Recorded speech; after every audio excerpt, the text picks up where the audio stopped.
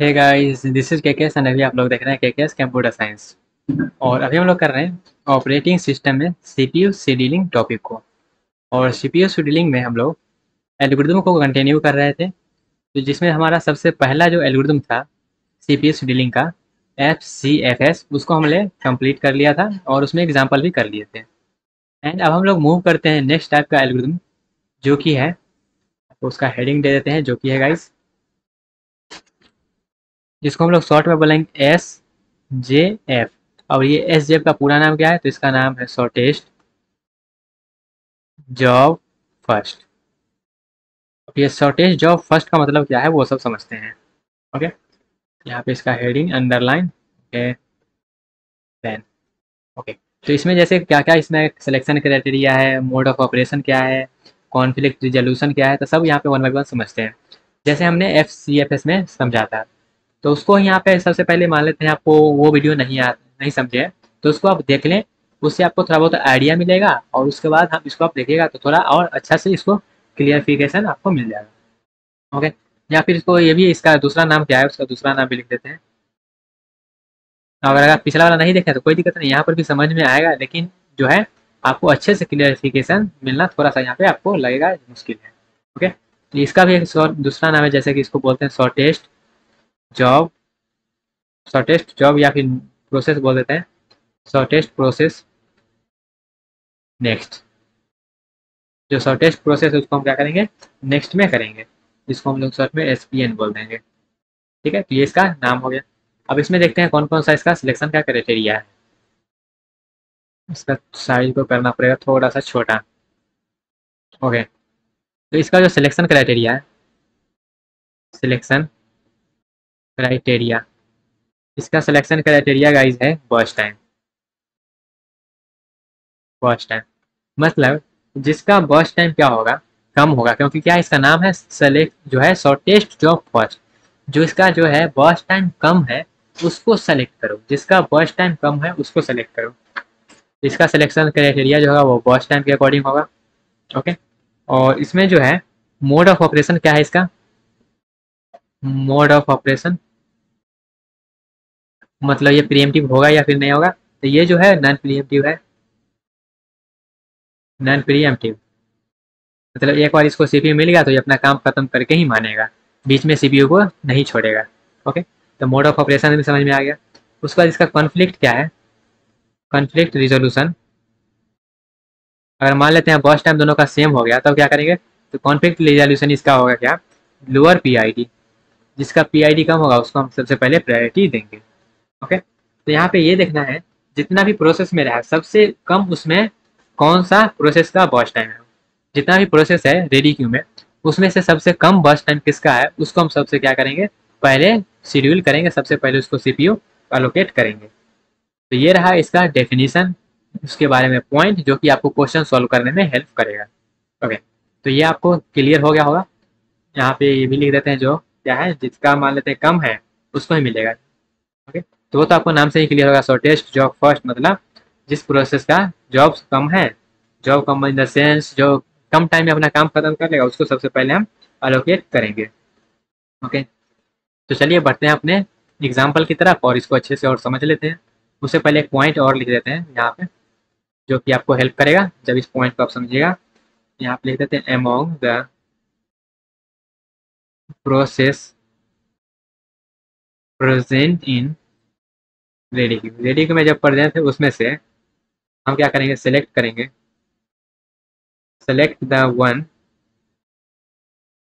Having least burst time, जिसका burst time क्या है सबसे कम है, and schedule it on to CPU. हम क्या करेंगे, उसको सीपीयू पे शेड्यूल करेंगे जिसका बॉस टाइम सबसे कम है और जो रेडी क्यू में प्रेजेंट है। ओके, तो एक एग्जांपल लेते हैं, उस एग्जांपल को समझेंगे। और ये एग्जांपल आप जब देखिएगा तब आपको रिलेट जो है मालूम चलेगा, जो अगर पिछला वाला वीडियो देखे हैं तब उससे आपको ज़्यादा क्लियर मिलेगा। मीन्स इस एग्जाम्पल को थोड़ा सा हम डिफरेंट लेने वाले हैं, इस एग्जाम्पल को हम थोड़ा सा डिफरेंट लेने वाले हैं। तो इस एग्जाम्पल में डिफरेंट क्या है, तो इस एग्जाम्पल में डिफरेंट ये होगा, इसका हम क्या करेंगे, अराइवल टाइम चेंज करेंगे। मतलब अगर मान लेते हैं पिछला वाला वीडियो देखेंगे तो उसमें अराइवल टाइम हम सबको जीरो दिए थे, तो यहाँ पे जो अराइवल टाइम है हम सबको जीरो नहीं लेके अलग अलग लेंगे। ताकि आपको जो है पिछला वाला भी समझ में आ गया होगा और ये वाला भी अच्छे से समझ में आ जाएगा। ये अराइवल टाइम हो गया और ये बर्स्ट टाइम हो गया। ये प्रोसेस नंबर 1 मान लेते हैं, ये एग्जाम्पल करने वाले हैं, और इसका है 0 कर लेते हैं और इसका जो बर्स्ट टाइम है 2 कर लेते हैं। एंड देन इसको मान लेते हैं 2, 3, 4, 5 एंड 6, और इसका अराइवल टाइम 2 है और ये 3 पे आया है, इसका 3 यूनिट चलेगा और उसके बाद ये 3, 1, 5, 2, 8, 3, 10 and 2। Process number, arrival time और बर्स्ट टाइम हमने लिख लिया और हमको आंसर में क्या चाहिए, सब टाइम फाइंड आउट करना है। तो सब फाइंड आउट करेंगे, लेकिन उससे पहले जो है आपको ये मालूम होना चाहिए जो हम गैंट चार्ट बनाते हैं और कैसे हैं, और उसमें जितना भी टाइम मेंशन रहता है उस टाइम को हम निकालते हैं कैसे हैं। ओके, तो गैंट चार्ट बन गया, इसका मतलब सब कुछ निकल गया, आप ऐसे मान के चल सकते हैं। तो सबसे पहले हम गैंट चार्ट बनाते हैं। तो गैंट चार्ट बना लेते हैं, ये रहा गैंट चार्ट। एंड उसके बाद यहाँ पे हम बना लेते हैं रेडी क्यू। इसको हटाते हैं, ये है रेडी क्यू। ओके गाइज, ये है रेडी क्यू और ये है सीपीयू, और जिसको हम लोग बोल रहे हैं गैंट चार्ट। ओके, तो इसमें सबसे पहले देखते हैं रेडी क्यू में। तो जैसे ही पहला क्या है, पहला यूनिट रहता है 0, यहाँ पर भी पहला स्टार्टिंग रहेगा 0 से। तो 0 पे देखते हैं कौन सा जो जॉब है वो आया है। तो 0 पे देखिएगा तो अराइवल टाइम 0 किसका है, प्रोसेस नंबर 1 का। तो प्रोसेस 1 जो है वो 0 पे आया है, तो 0 पे आ गया। और अभी 0 टाइम पे और कोई तो आया है, सिर्फ P1 ही आया है, क्योंकि यहाँ पे अराइवल टाइम क्या, अराइवल सबका सेम है और अभी टाइम अभी 0 ही हो रहा है। जब टाइम अभी 0 ही हो रहा है तो हमारे पास जिसका अराइवल टाइम 0 है, जो 0 पे आ सकता है वही ना आएगा। तो 0 पे तो सिर्फ मेरा अभी P1 ही आया है, रेडी क्यू में तो और कोई है नहीं। तो रेडी क्यू में जब एक ही जॉब बचा हुआ है, एक ही जॉब जब उसमें है, तो यहाँ पे हमको ये सोचना ही नहीं है कि किसको हमको सीपीयू पे भेजना है, क्योंकि जब एक ही है तो उसको ही भेजना है ना। अगर एग्जाम में एक ही स्टूडेंट बैठा है तो उसको ही पेपर देना है ना, और तो ऐसा नहीं है जो हम बाहर से बुलाएंगे। तो जब एग्जाम में रेडी क्यू में जब मेरा एक ही बैठा हुआ है तो उसको ही हम सीपीयू पे भेज देंगे, क्योंकि वहाँ पे कोई कंपटीशन ही नहीं है यार। जब 2 या 2 से ज़्यादा रहता है तब ना कंपटीशन रहता है, लेकिन यहाँ पे तो कोई कंपटीशन है ही नहीं, सिर्फ P1 ही है। तो P1 ही है तो क्या करेगा, वो P1 को सीपीयू पे शेड्यूल कर देंगे। और P1 जैसे ही सीपीयू पे शेड्यूल हुआ, P1 जैसे ही सीपीयू पे शेड्यूल हुआ तो क्या करेगा, ये अपना देखेगा बर्स्ट टाइम, वो अपना देखेगा बर्स्ट टाइम। ओके, और यहाँ पे बर्स्ट टाइम सबसे कम किसका है, अब देखिएगा। अब यहाँ पे कहिएगा सबसे कम बर्स्ट टाइम तो हमारे पास 1 का है। सबसे कम जो है बर्स्ट टाइम, आप कहिएगा सबसे पहले जो है सबसे कम बर्स्ट टाइम किसका है, कहिएगा आप 1 का है। तो हम 1 को क्यों सेलेक्ट नहीं कर रहे हैं, तो 1 को जब हम सेलेक्ट करने जाएंगे तब तक क्या हो जाएगा टाइम, उसका अराइवल टाइम है 3 पे। मान लेते हैं सबसे जो है कम बर्स्ट टाइम आप कहते हैं 1 का, चलिए ठीक है 1 का है, लेकिन 1 का अराइवल टाइम कब है, 1 का अराइवल टाइम है 3 बजे। 1 जो है वो आएगा 3 बजे, उससे पहले कौन सा आया है, तो उसका पहले जो है 0, मतलब स्टार्टिंग में ही आ गया है अराइवल टाइम 2 पे। तो जब स्टार्टिंग में आ गया तो उसको तो सीपीयू मिलेगा, ऐसा है नहीं जो सीपीयू क्या करेगा, वेट करेगा जब अराइवल टाइम 3 होगा तो हम बर्स्ट टाइम 1 वाले को करेंगे, ऐसा तो है नहीं।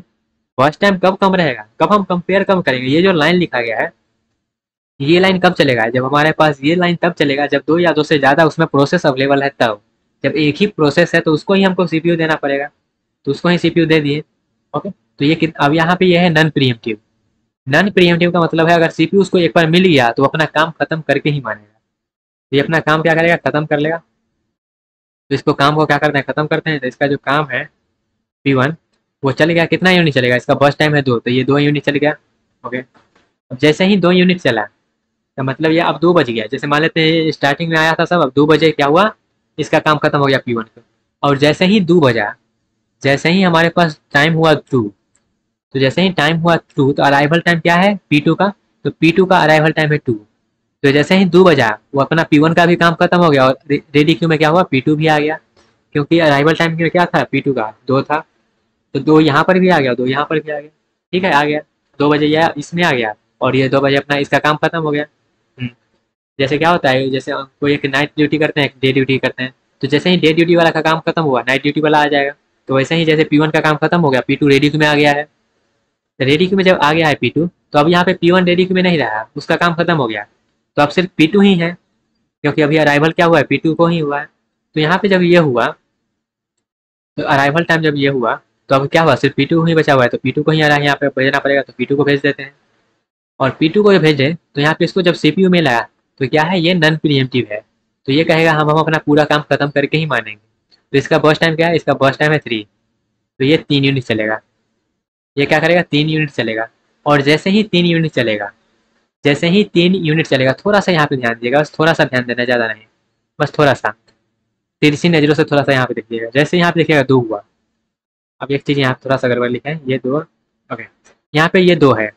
2 के बाद क्या होगा, 2 के बाद 3 होगा, 3 के बाद क्या होगा, 4 होगा, 4 के बाद क्या होगा, 5 होगा। ऐसा ही होगा टाइम। उसके बाद थोड़ा सा देखिएगा यहाँ पे, जैसे कि हम यहाँ पे क्या कर रहे हैं, P2 कितना यूनिट लेगा, तो P जो है वो 3 यूनिट लेगा। इसका बस टाइम क्या है, 3 यूनिट। तो 2 के बाद 3 यूनिट, मतलब 2 लिया, 3 लिया, 4 लिया और 5 लेगा, तो यहाँ पे 5 आ जाएगा। यहाँ पे क्या हुआ, 5 आ गया, ओके। और जैसे ही थोड़ा सा यहाँ पे हम इस तरह से क्यों लिखे वो देखिएगा। जैसे ही 2 से 3 हुआ, 2 से अभी P2 का ही काम चल रहा है मानते हैं, लेकिन 2 से 3 हुआ, टाइम तो बढ़ रहा है। तो जैसे ही 2 से 3 बजा, तो 3 बजे किसका आने का समय है, 3 बजे आने का समय है P3 का। तो P3 क्या करेगा, यहाँ पे आके वेट करेगा। P3 क्या करेगा, यहाँ पे आकर वेट करेगा, ओके। अभी P2 पे जो है, P2 CPU पे है। अब 3 बज गया, 3 के बाद क्या हुआ, 4 बजा, अभी भी वो P2 जो है CPU के अंदर ही है, ओके। 4 बज गया, तो 4 बजे तो किसी का आने का टाइम है नहीं। फिर 5 बजा, जैसे ही 5 बजा, तो 5 बजे किसका आने का समय है, तो 5 बजे आने का समय है वो है P4 का। तो P4 आ गया, और 5 बजे क्या हुआ, P2 का भी काम खत्म हो गया। 5 बजे P2 का भी काम खत्म हो गया, क्योंकि यहाँ पे ये 3 यूनिट ही लेगा। तो ये जो हम यहाँ पे लिखे हैं, आई होप आपको ये जो हम यूनिट वाइज यूनिट लिखे थे, ये आपको समझ में आया होगा। और नेक्स्ट टाइम से हम क्या करेंगे, ये यूनिट वाइज यूनिट नहीं लिखेंगे, ये बाय डिफॉल्ट आपको समझना पड़ेगा, ओके। अब यहाँ पे देखिएगा, अब थोड़ा सा देखिएगा, P3 एंड P4 हमारे पास रेडी क्यू में है। P3 एंड P4 हमारे पास रेडी क्यू में है।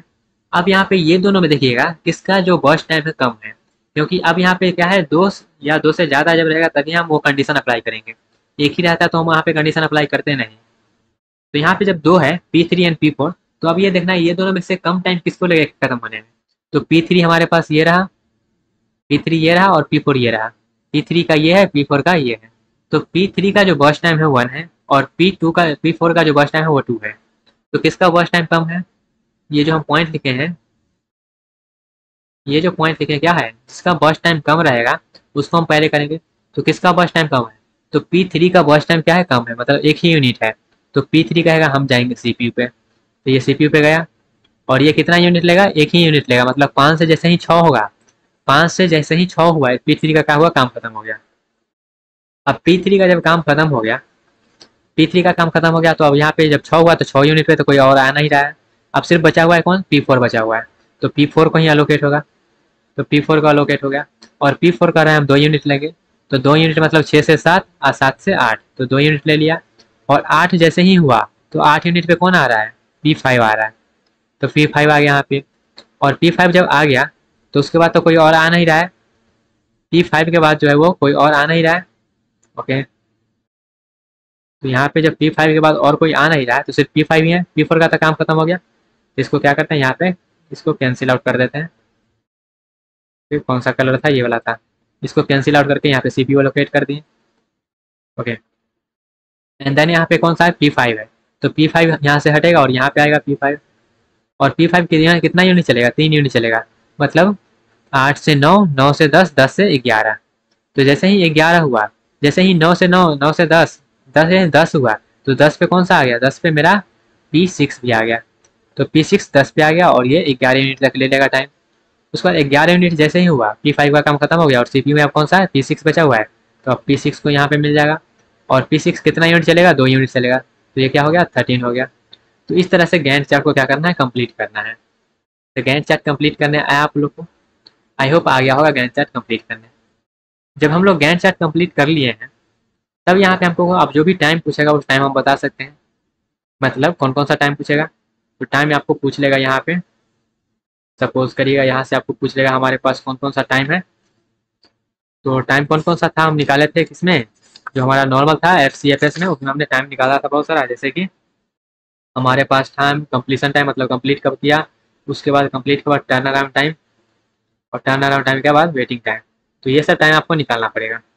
और यहाँ पे टर्न अराउंड टाइम का फॉर्मूला निकाल देते हैं। टर्न अराउंड टाइम का मतलब इसका होता है completion time minus first time. उसके बाद वेटिंग टाइम का फॉर्मूला होता है टर्न अराउंड टाइम माइनस जो अराइवल हुआ था, अराइवल टाइम। तो ये सब क्या है, फार्मूला है। सॉरी, यहाँ पे वेटिंग टाइम का ये जो बर्स्ट टाइम है उल्टा लिख दिए हैं। ओके, ये जो है turn around time minus Y minus ये बर्स्ट टाइम, और ये है अराइवल टाइम। तो ये फॉर्मूला के यूज करके आप ये सब इसका फिल कर सकते हैं। ओके, ये कंप्लीट कब कब किया है, तो वो कंप्लीट टाइम यहाँ पे आप देख सकते हैं कब कब कंप्लीट किया है। तो P1 जो है वो कंप्लीट किया है 2 पे, P2 किया है 5 पे, P3 किया है 6 पे, और ये किया है 8 पे, ये 11 पे, और ये 13 पे कंप्लीट किया है। कंप्लीशन टाइम आपके पास है, अराइवल टाइम है, बर्स्ट टाइम है, और टर्न अराउंड टाइम निकाल लीजिए और उसका जो है आंसर आप बता दीजिएगा। ओके, ये क्लियर हुआ किस तरह से हम किए हैं। आई होप आपको क्लियर हो गया होगा। तो गाइज, ये रहा हमारे पास SJF शॉर्टेस्ट जॉब फर्स्ट, मतलब जिसका भी बर्स्ट टाइम कम रहेगा उसको हम करेंगे। लेकिन वो किस कंडीशन में करेंगे, जब 2 या 2 से ज़्यादा हमारे पास रेडी क्यू में प्रोसेस प्रेजेंट रहेगा तब। कम प्रेजेंट रहेगा तो सिर्फ अगर मान लेते हैं एक ही प्रेजेंट है, तो एक ही प्रेजेंट है तो वहाँ पे कंपेयर करने का कोई मतलब है नहीं, क्योंकि हमको उसी को CPU पे शेड्यूल करना पड़ेगा। तो यहाँ पे जैसे ही गैंट चार्ट बना रही है उसको आप कंप्लीट कर लीजिएगा। चलिए यहाँ पे हम कंप्लीट भी कर ही देते हैं साथ में इसको।